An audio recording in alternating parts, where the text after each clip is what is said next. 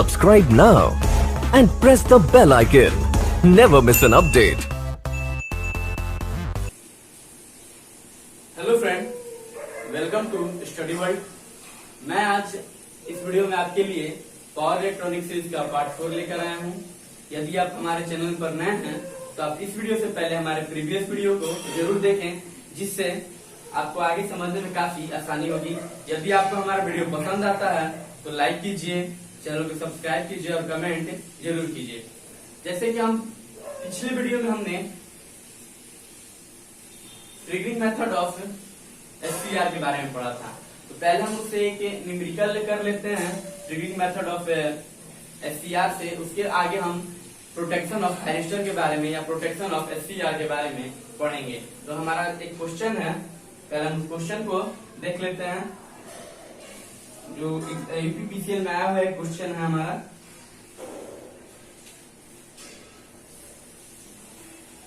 What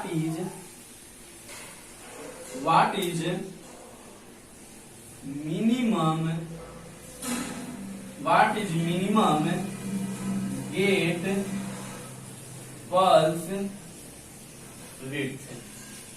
What is minimum gate pulse width required to turn on the thyristor in the following circuit? In the following circuit, if IL is equal to 100 milli ampere. IL क्या है हमारा? 100 milli ampere. एक question है कि minimum gate pulse width क्या होगा इसी thyristor को टर्न ऑन करने के लिए इस सर्किट में। यह हमारा सर्किट है, यहाँ पर एक एससीआर कनेक्ट है, फिर इसके आगे इंडक्टर लगा हुआ है। यहाँ पर जो वोल्टेज सप्लाई है 100 वोल्ट है। इसका जो इंडक्टेंस है 0.1 हेनरी, और यहाँ पर गेट टर्मिनल है, और यह हमारा एनोड टर्मिनल है, और यह हमारा कैथोड टर्मिनल। तो क्वेश्चन पूछ रहा है इसमें मिनिमम गेट पल्स विड्थ कितना होगा, यानी ये जो गेट करंट का सिग्नल है, ये जो गेट सिग्नल है इसके बीच का टाइम कितना होगा, यानी पल्स विड्थ कितना होगा कि हमारा थायरिस्टर ऑन हो जाए। मिनिमम निकाले, यानी कम से कम पर हमें कितना हम गेट सिग्नल को देंगे कि हमारा जो थायरिस्टर है वह टर्न ऑन हो जाए। यही इस क्वेश्चन में पूछ रहा है। तो जैसे कि अगर जानते हैं कि अगर जब हमारा थायरिस्टर टर्न ऑन हो जाएगा, जब हमारा थायरिस्टर जब टर्न ऑन हो जाएगा, यानी ये थायरिस्टर कब टर्न ऑन होगा? जब IA IL के बराबर होगा। जब IA हमारा IL के बराबर होगा तभी जाकर थायरिस्टर हमारा टर्न ऑन होगा। ये जब IA यानी जो एनोड करंट है लैचिंग करंट इक्वल हो जाएगा तब हमारा थायरिस्टर क्या हो जाएगा? टर्न ऑन हो जाएगा। तो मान लीजिए जब हमारा थायरिस्टर टर्न ऑन हो गया तो ये जो हमारा सर्किट है इस तरह से हमें बिहेव करेगा। ये जो सर्किट है इस रूप में कन्वर्ट हो जाएगा, और जितना वोल्टेज सोर्स यहाँ पर है उतना ही VS यहाँ पर, यानी 100 वोल्ट यहाँ पर है। इसका इंडक्टेंस कितना दिया हुआ है? 0.1 हेनरी, और यह जो हमारा एससीआर है टर्न ऑन हो जाता है। इसमें जो फ्लोइंग करंट है वह IA, यानी वह IA क्या है? IL के बराबर है। वह IA यानी एनोड करंट लैचिंग करंट के बराबर है। तो जो VS होगा इंडक्टेंस में क्या होता है? L di/dt। ये जो VS है यानी यहाँ का जो वोल्टेज है वह इसके कितना होगा? VS के L di/dt के। इंडक्टेंस में जो हमारा इंडक्टेंस के हिसाब से जो वोल्टेज यहाँ पर होगा वो होगा Vs equal to L D I by D T. तो अब हमें निकालना क्या है, हमें dt के यानी टाइम के बारे में निकालना है।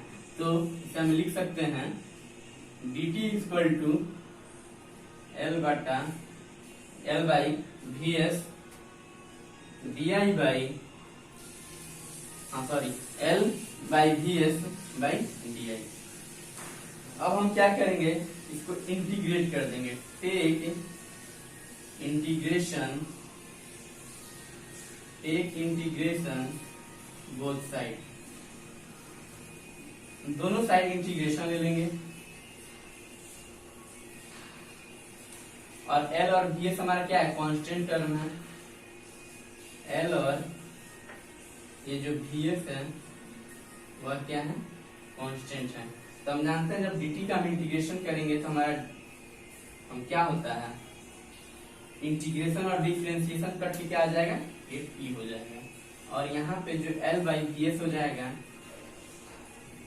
यहाँ पे भी di है, di का हम इंटीग्रेशन करेंगे तो हमें सिर्फ i मिलेगा। क्या मिलेगा, i। यानी कि सबसे मिनिमम हमें पल्स विड्थ कैलकुलेट करना है कि जिसपे हमारा जो थायरिस्टर है वो टर्न ऑन हो जाएगा। यानी वो जो थायरिस्टर जो टर्न ऑन हो रहा है वो किस पे हो रहा है, आई। जब हमारा IL हो गया यानी यह जो I है वह IL हो जाएगा, यानी लैचिंग करंट हो जाएगा। तब हम कैलकुलेट कर सकते हैं T equal to L by V S by I आ गया है हमारा IL। और यह क्योंकि यह जो I है इसी पर टर्न ऑन हुआ है, यानी उस समय हमारा थायरिस्टर टर्न ऑन हुआ है, यानी जो हमारा एनोड करंट है वो लैचिंग करंट के इक्वल में होगा। यानी I, ये जो I है वह लैचिंग करंट के बराबर में है। तो T दिया हुआ है, T इक्वल टू T ही हमें कैलकुलेट करना था। तो T इक्वल टू L दिया हुआ है हमारा 0.1, VS दिया हुआ है 100 वोल्ट, और हमारा IL जो दिया हुआ है मिली एम्पियर में दिया हुआ है। IL क्या दिया हुआ है, मिली एम्पियर में। तब हम T हमें SI यूनिट में चाहिए यानी सेकेंड में चाहिए। तो हम पहले जो हमारा IL है, IL equal to 100 milli ampere, उसे हम एम्पियर में कन्वर्ट कर देंगे। तो 1 मिली एम्पियर इक्वल टू होता है 10 टू द पावर -3 एम्पियर। तो 100 मिली एम्पियर इक्वल टू हो जाएगा 100 into 10 to the power -3 milli ampere. इसको हम अब यहाँ पर पुट कर देंगे। तो T equal to 0.1 100 into 10 to the power -3, ये टोटल का यूनिट होगा वो होगा सेकेंड। 100 से 100 0.1 का मीनिंग हो जाएगा आपका 1/10 into 10 to the power -3 second, यानी 10 टू द पावर -4 सेकेंड इसका जो आंसर होगा। यानी कि 10 टू द पावर -4 सेकेंड के लिए हम अगर जब पल्स विड्थ देंगे इतना कम समय तक, तब जाके हमारा जो थायरिस्टर है वह टर्न ऑन हो जाएगा। यानी जो मिनिमम पल्स विड्थ होगा, यानी जो हमारा यहाँ पे इस टाइम का डिफरेंस है वह होना चाहिए टर्न ऑन करने के लिए 10 टू द पावर -4 सेकेंड। यानी इस सर्किट में जो थायरिस्टर है हमारा उसे टर्न ऑन करने के लिए हमारा जो यह पल्स विड्थ है वो 10 टू द पावर -4 सेकेंड होना चाहिए। अगर ये जितना ज्यादा होता है उससे हमें कोई लेना देना नहीं है, लेकिन मिनिमम हमारा इतना होना चाहिए ताकि जो हमारा थायरिस्टर है वह टर्न ऑन हो जाए। यह था ट्रिगरिंग से रिलेटेड क्वेश्चन। इसमें कुछ भी दे सकता है, आपका 2 चीज दे सकता है। एक चीज आपको पूछ देगा कि इंडक्टर क्या है, इंडक्टेंस कितना है, वोल्टेज पूछ सकता है, कुछ भी से एक पूछ सकता है। तो ये था हमारा एक न्यूमेरिकल। इसके बाद अब चलिए हम आते हैं अब प्रोटेक्शन ऑफ थायरिस्टर की। Protection of thyristor, protection of thyristor. हमने ट्रिगरिंग मेथड ऑफ थायरिस्टर जाना कि आखिर हम लोग SCR को टर्न ऑन कैसे करेंगे। अब जानेंगे कि प्रोटेक्शन ऑफ थायरिस्टर यानी थायरिस्टर को प्रोटेक्ट कैसे किया जाएगा। ये जो टॉपिक है हमारा प्रोटेक्शन ऑफ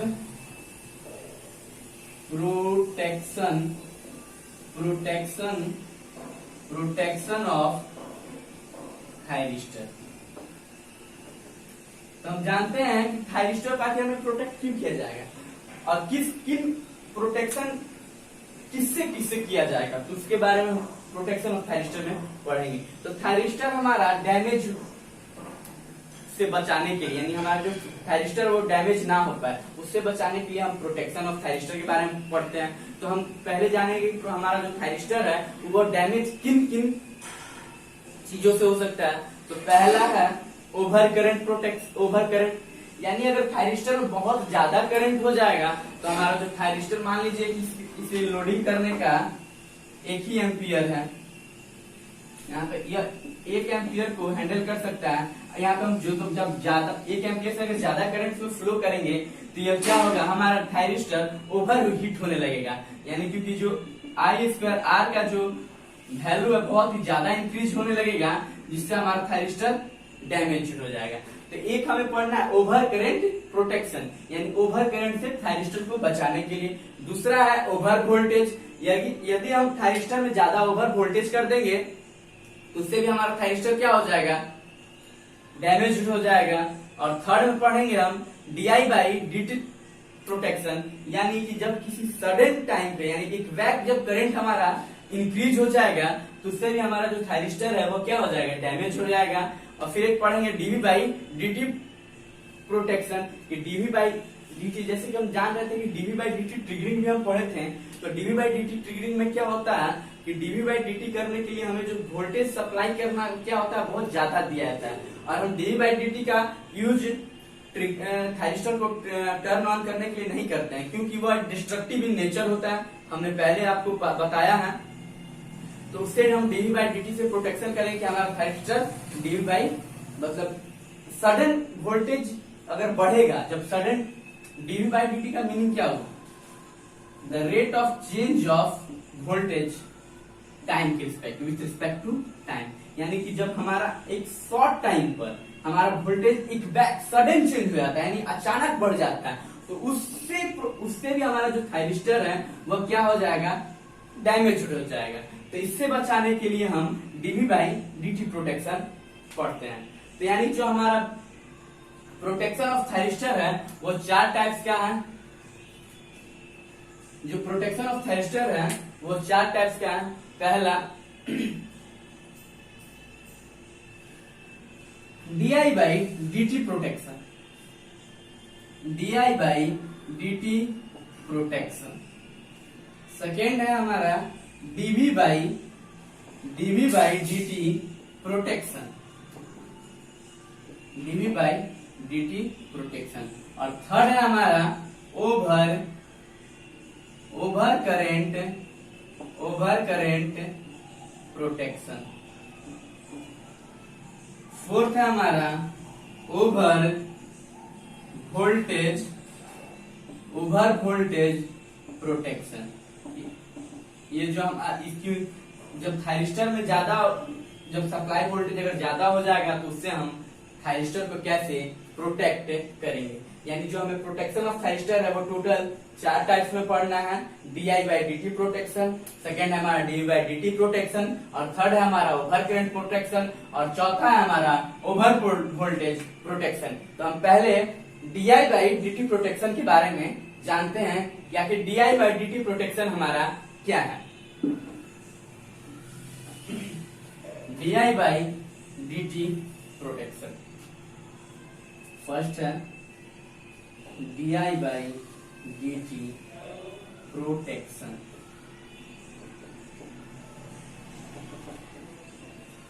ये देखिए DI/dt है क्या, DI/dt हमारा है क्या, इट इज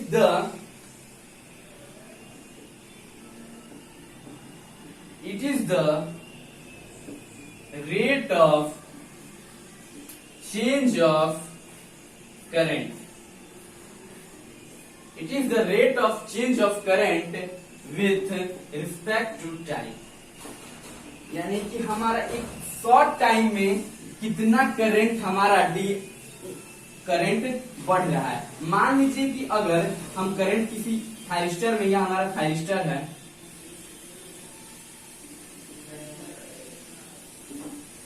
यह हमारा थायरिस्टर है, इसमें हम करंट 2 एम्पियर से बढ़ाते बढ़ाते बढ़ाते बढ़ाते 10 एम्पियर तक ले गए। तो 10 एम्पियर तक तो हम करंट को बढ़ाते ले गए, लेकिन अगर जब अचानक 2 एम्पियर से करंट हमारा 1 सेकेंड में 8 एम्पियर हो जाता है, तो इस 1 सेकेंड में जो सडन चेंज हुआ है, यानी जब रेट, यानी इसका करंट का जो रेट चेंज करने का, जो बदलने का क्षमता है, वही कहलाता है di/dt। अगर किसी थायरिस्टर में अगर अधिक di/dt एक बैक अगर हम सडन चेंज कर देते हैं, तो उससे हमारा जो थायरिस्टर क्या होगा, ये थायरिस्टर क्या होगा, मान लीजिए थायरिस्टर है NPN, यहाँ पर जंक्शन J1 J2, तो जंक्शन J2 पर क्या होगा कि करंट यहाँ पर आएगा और यहाँ पर डिप्लीशन लेयर होगा, और यहाँ पर ज्यादा I²R का अमाउंट क्या हो जाएगा, बढ़ जाएगा, और यह हीट फॉर्म में हो जाएगा, और इस हीट से ये हमारा जो थायरिस्टर है वह क्या हो जाएगा, डैमेज हो जाएगा। इस जंक्शन पे I²R का वैल्यू बढ़ जाएगा, क्योंकि सडन चेंज ऑफ करंट हो गया।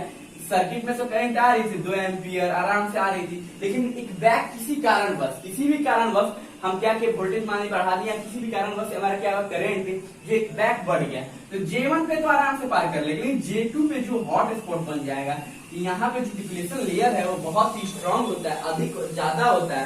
तो जब यहाँ पे डिप्लीशन लेयर अधिक होगा तो I²R का अमाउंट क्या हो जाएगा, इंक्रीज कर जाएगा, और वो किस फॉर्म में, हीट के फॉर्म में। और जब वहां पे ज्यादा हीट गर्म होगा, यानी इस जंक्शन J2 के पास, जहाँ पर जंक्शन J2 है, N और P के बीच में जब यहाँ पे हीट बहुत ज्यादा हो जाएगा, तो यहाँ हमारा जो थायरिस्टर है वो बर्न कर जाएगा, यानी जल जाएगा, जिससे हमारा थायरिस्टर डैमेज हो जाएगा। तो हम यह था हमारा di/dt से हम समझ गए कि di/dt है क्या हमारा, यह है it is the rate of change of current with respect to time. इससे प्रोटेक्ट करने के लिए हम क्या करते हैं, एक इंडक्टर, एक स्मॉल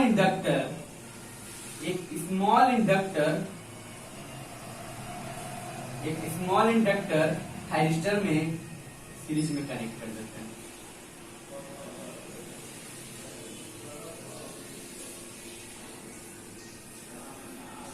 यहाँ पे एक स्मॉल इंडक्टर कनेक्ट कर देंगे, क्योंकि हम जानते हैं कि जो हमारा इंडक्टर होता है वह क्या अपोज करता है, it oppose the sudden current, it oppose the sudden change of current.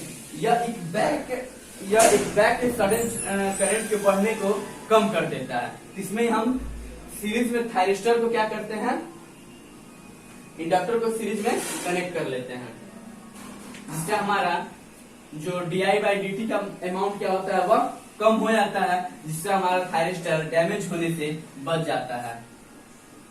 Here we connect a small inductor in series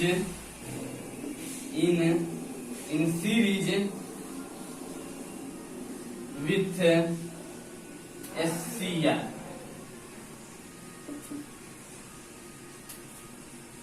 क्योंकि यहाँ पे जो हमारा इंडक्टर है वह क्या करता है, सडन चेंज ऑफ करंट का अपोज करता है। यहाँ पे जो a small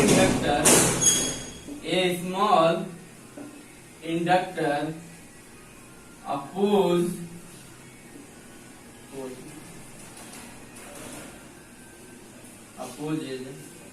a small inductor opposes sudden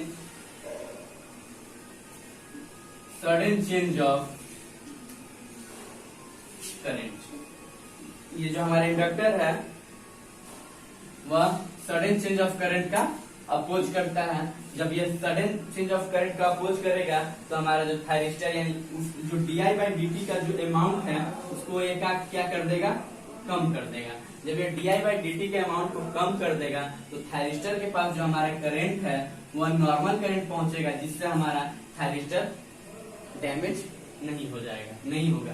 तो di/dt प्रोटेक्शन के लिए हम क्या करते हैं, हम एक स्मॉल इंडक्टर को सीरीज में कनेक्ट कर लेते हैं और इसे करंट स्नबर या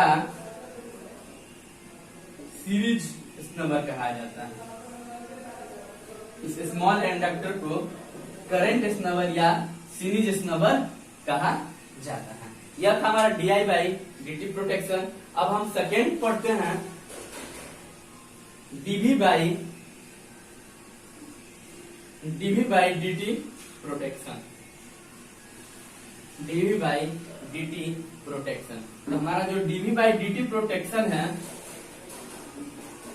उसमें क्या होता है, इसमें भी क्या होता है कि सडन चेंज हो जाता है कि बैक वोल्टेज क्या करता है, पावर बूस्ट अप हो जाता है, यानी एक बैक वोल्टेज जो हमारा इंक्रीज कर जाएगा, तो उससे भी हमारा जो थायरिस्टर है वह क्या हो जाएगा, डैमेज हो जाएगा। तो उससे बचाने के लिए हम क्या करते हैं, इंडक्टर तो हमारा सडन चेंज ऑफ करंट को रोकता है और जो कैपेसिटर है हमारा वह सडन चेंज ऑफ वोल्टेज को रोकता है। तो यहाँ पर मान लीजिए यहाँ पर voltage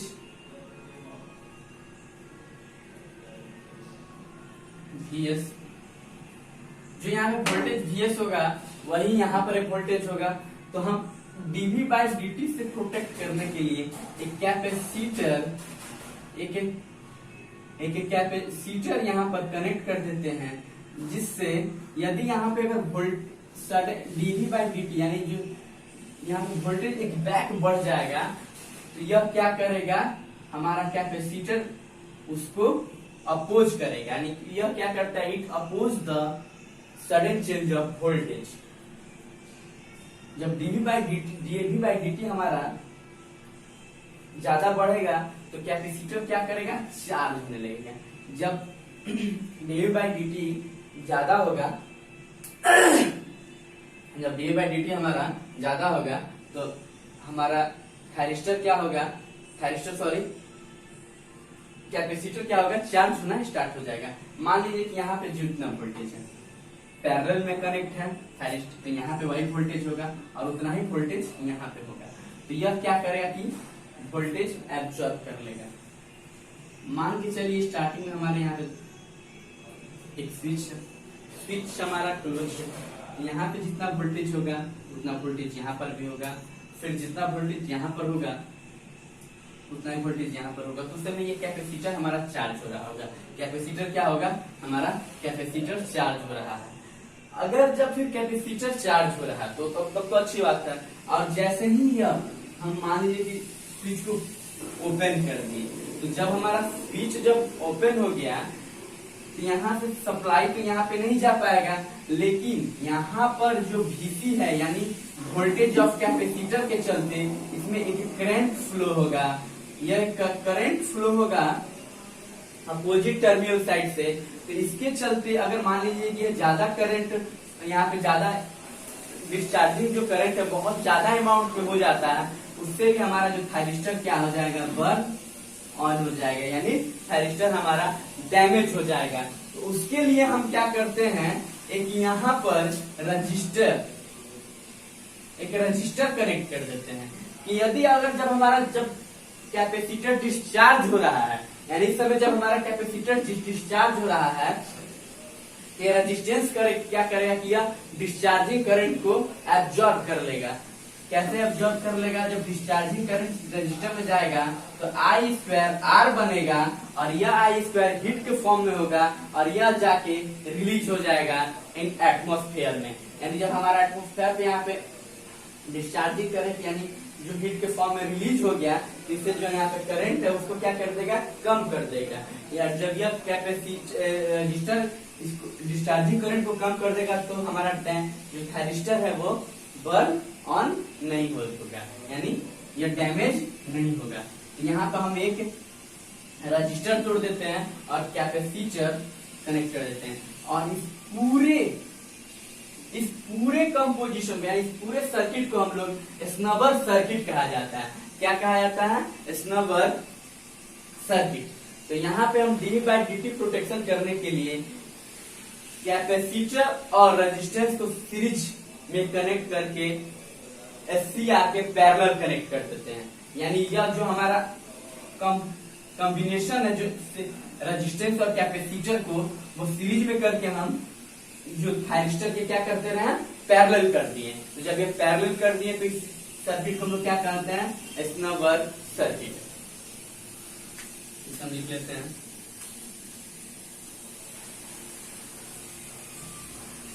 a combination of resistance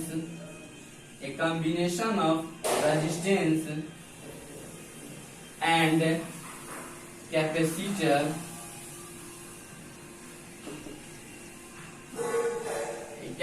a combination of resistance and capacitor is connected across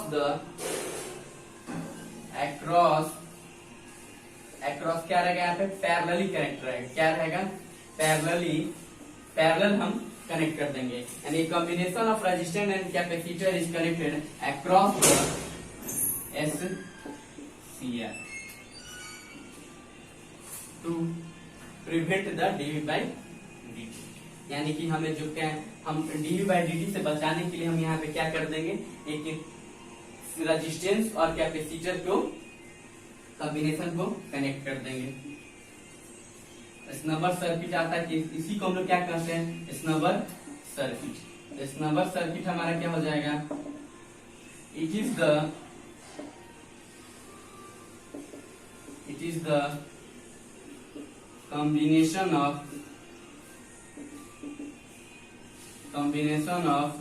R and C which is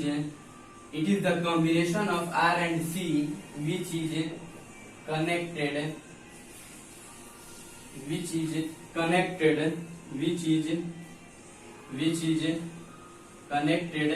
in series.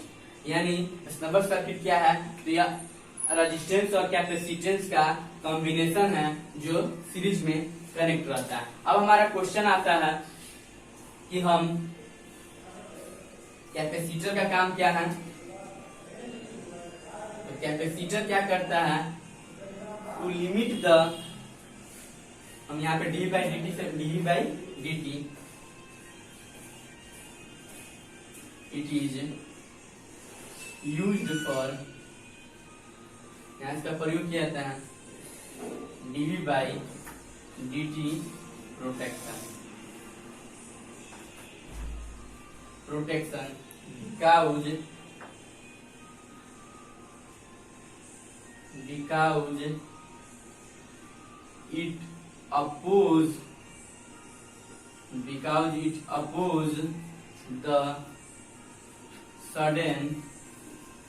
because it oppose the sudden change of voltage। क्योंकि यह जो सडन चेंज ऑफ वोल्टेज का क्या करता है, oppose करता है, तो इसलिए हम कैपेसिटर का यूज करते हैं। और जो हमारा रेजिस्टेंस है यह क्या करता है, it limit the discharging current. यह था हमारा dV/dt प्रोटेक्शन। हम इसमें क्या कर देंगे कि एक स्नबर सर्किट कनेक्ट करते हैं SCR के पैरेलल। वह स्नबर सर्किट क्या होता है, R और C का कॉम्बिनेशन होता है जो सीरीज में कनेक्ट होता है। C का काम क्या है, C क्या करता है, dV/dt प्रोटेक्शन प्रोवाइड कराता है, क्योंकि यह सडन चेंज ऑफ वोल्टेज को रोकता है। और रेजिस्टेंस को इसलिए हम लगाते हैं कि जो डिस्चार्जिंग करंट हमारा, जब मान लीजिए कि SCR जब ऑफ रहेगा तो जो हमारा डिस्चार्जिंग करंट है उसको क्या कर ले, एब्जॉर्ब कर ले, यानी इसको कम कर दे। यानी रेजिस्टेंस करता है it limit the discharging current. अब आता है हमारा third number over current protection. इससे पहले नोट कर लीजिएगा।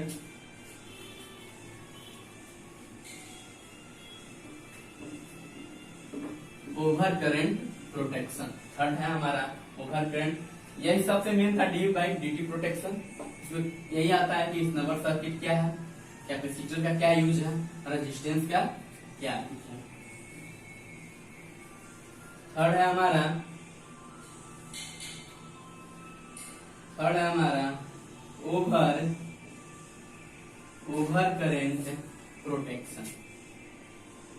ओवर करेंट प्रोटेक्शन थर्ड है हमारा ओवर करेंट प्रोटेक्शन, यानी कि जब एससीआर में बहुत ज्यादा करंट, बहुत देखिए डीआई बाई डीटी अलग है और ओवर करंट अलग है। डीआई बाई डीटी में क्या होता है कि सडन यानी बैक करंट क्या होता है हमारा इंक्रीज हो जाता है, और ओवर करंट में क्या होता है कि हम यहाँ पे बहुत ज्यादा करंट को सिर्फ फ्लो करा रहे हैं। यानी मान लीजिए 2 से लेके 20 तक इंक्रीज कराते कराते हम लेके चले गए, लेकिन उसमें क्या था कि 2 से बैक इंक्रीज हो गया 10 एम्पियर। यानी इस समय तो सर्किट में 2 एम्पियर फ्लो कर रहा था, लेकिन एक बैक 1 सेकंड या 2 सेकंड के अंदर इससे भी कम शॉर्टेस्ट टाइम में हमारा जो करंट है वह 10 एम्पियर हो गया। यानी जो करंट का बढ़ने का जो रेट है वो बहुत ज्यादा था डीआई बाई डीटी में, और ओवर करंट प्रोटेक्शन में क्या है हमारा कि जो करंट है इसमें ज्यादा इंक्रीज किया जाता है। तो इसमें हम क्या करते हैं, एक फ्यूज या सर्किट ब्रेकर को सीरीज में कनेक्ट कर देते हैं, और जब हमारा मान लीजिए कि लिमिट करंट से ज्यादा इसमें फ्लो करता है तो फ्यूज गल जाता है और सर्किट ब्रेकर ट्रिप कर जाता है, जिससे हमारा थायरिस्टर सेफ हो जाता है। यानी इसमें हम क्या करते हैं, फ्यूज या सर्किट ब्रेकर सीरीज में कनेक्ट कर देते हैं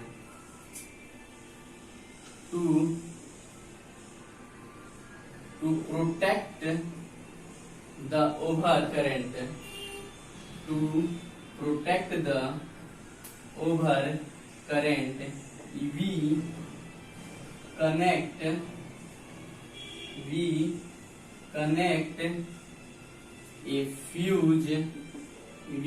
a fuse या circuit breaker in series with SCR। इसमें हम ओवर करंट को प्रोटेक्शन करने के लिए, ओवर करंट से बचाने के लिए हम क्या करते हैं, फ्यूज और सर्किट ब्रेकर को एससीआर से सीरीज में कनेक्ट कर देते हैं, क्योंकि जब वेन करंट इज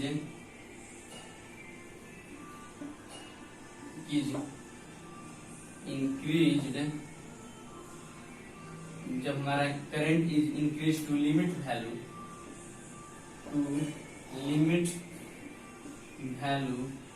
देन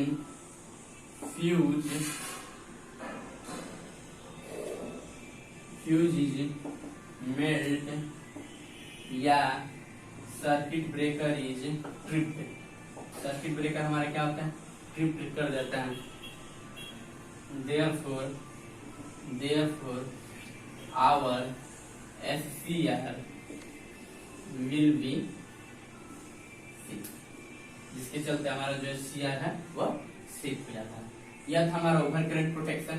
इसके बाद हम बताएंगे आपको ओवर वोल्टेज प्रोटेक्शन, जो प्रोटेक्शन ऑफ थायरिस्टर का लास्ट है, यानी 4th नंबर है हमारा ओवर वोल्टेज प्रोटेक्शन। इसे आप स्क्रीनशॉट ले लीजिएगा। ओवर वोल्टेज प्रोटेक्शन लास्ट है ओवर वोल्टेज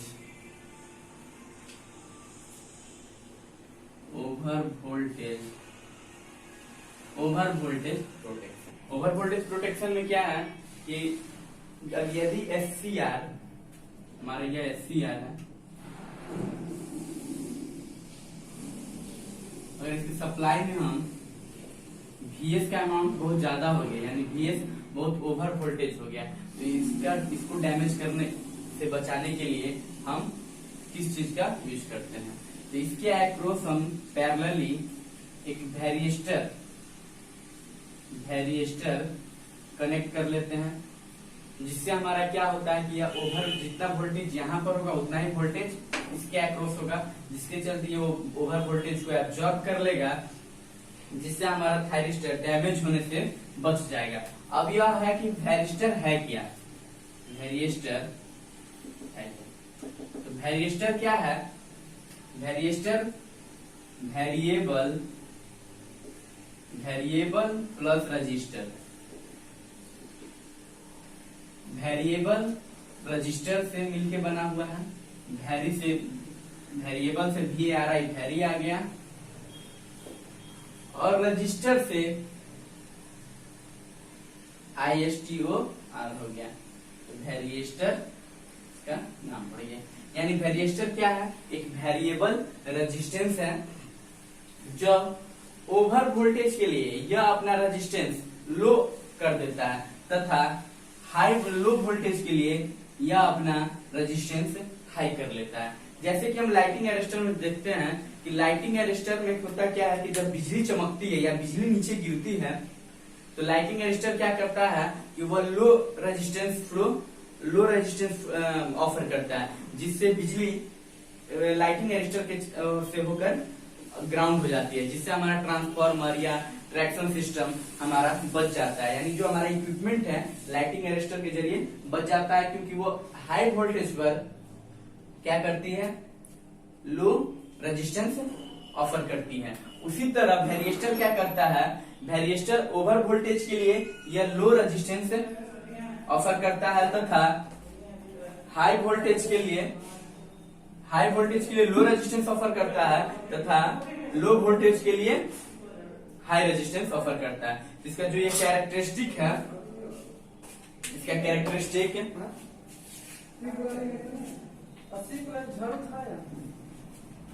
यह इसका हो गया कैरेक्टरिस्टिक है। इसे ध्यान से देखेंगे हम। यह है हमारा वोल्टेज और यह है रेजिस्टेंस। आप देख रहे हैं कि ज्यादा वोल्टेज के लिए जो इसका रेजिस्टेंस है बहुत ही, इसका कैरेक्टरिस्टिक है जो देखेंगे,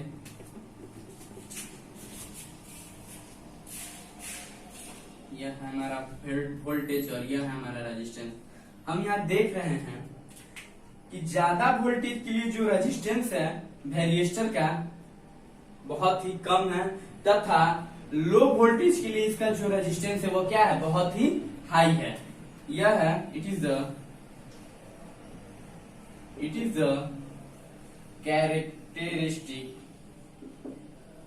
कैरेक्टरिस्टिक्स ऑफ वेरिएस्टर। यह वेरिएस्टर का कैरेक्टरिस्टिक है। यानी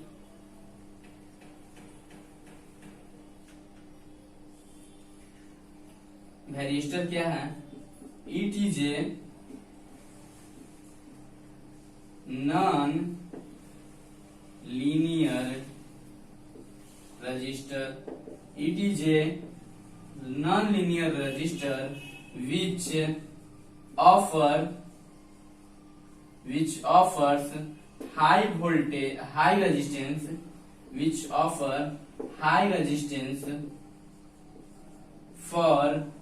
which offers high resistance for low voltage,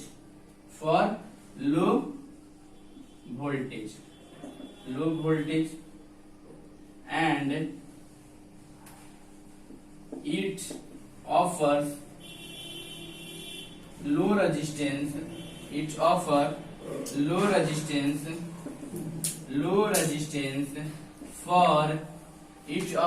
resistance for high voltage। यह था हमारा वेरिएस्टर। यह एक नॉन लीनियर रजिस्टर है जो हाई रेजिस्टेंस ऑफर करता है लो वोल्टेज के लिए, तथा लो रेजिस्टेंस ऑफर करता है हाई वोल्टेज के लिए। यह था वेरिएस्टर। इसको हम फॉर ओवर वोल्टेज प्रोटेक्शन के लिए हम क्या करते हैं? Varistor is connected parallelly to the SCR, यानी to protection for the over voltage we connect